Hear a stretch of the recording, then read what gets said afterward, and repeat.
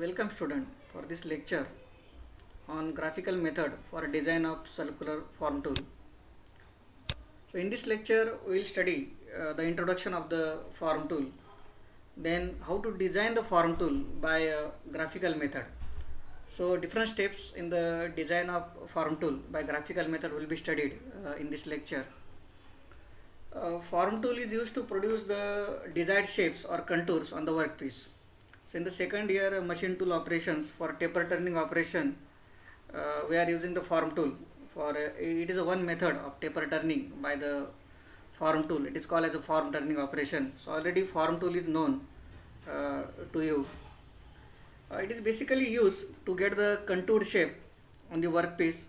So when we have the more number of workpieces or maximum output is required on the number of workpieces, this form tool method is preferred.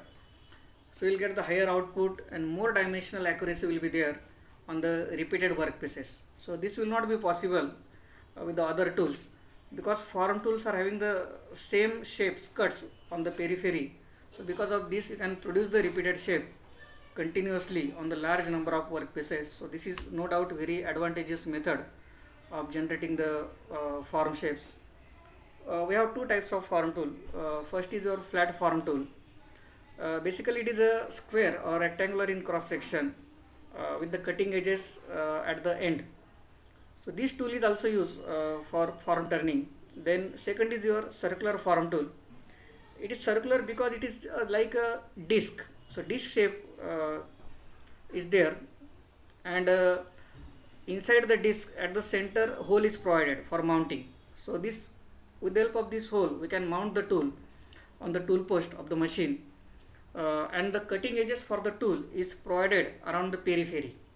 So for cutting operation around the complete periphery in the circular manner you will get the cutting edges for the tool. Now let's consider one simple example for design of the circular form tool by graphical method. So this is a simple workpiece. So in this workpiece, for machining this workpiece we have to design a circular form tool.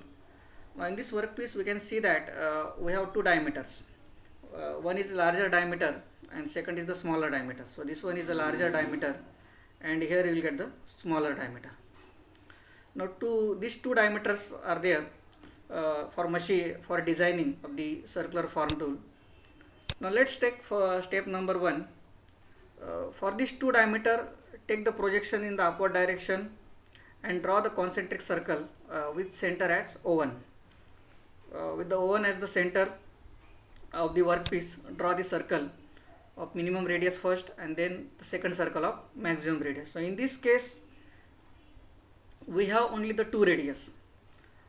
In some workpieces you may get 3 radius, 4 radius or 5 radius, depending on the radius of the circle workpiece you will get the number of circles.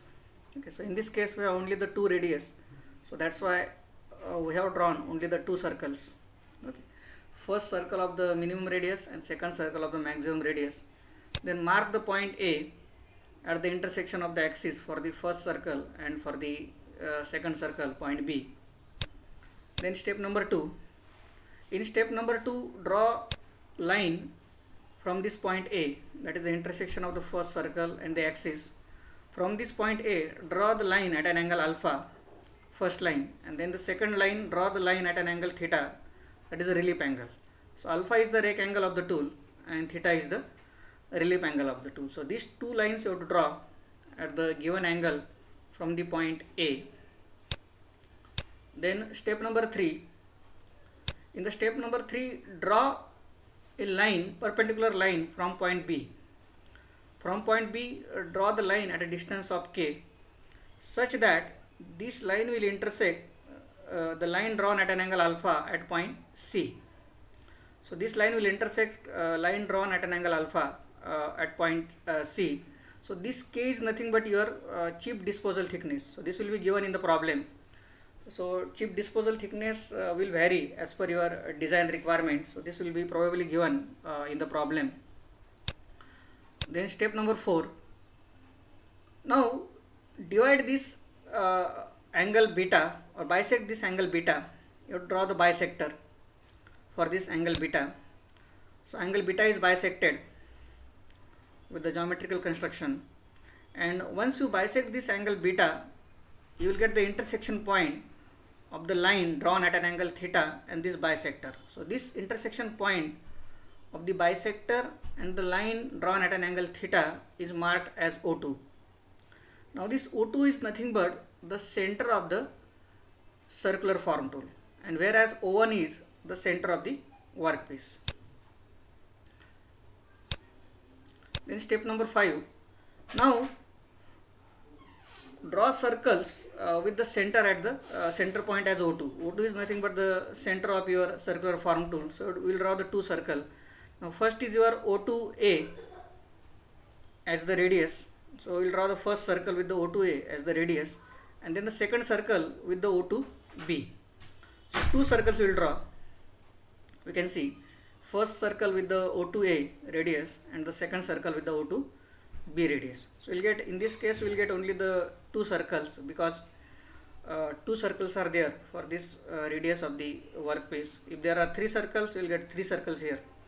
In our case only two circles are there for the workpiece, so that's why we'll get only the two circles for the tool also, circular form tool. Then step number 6.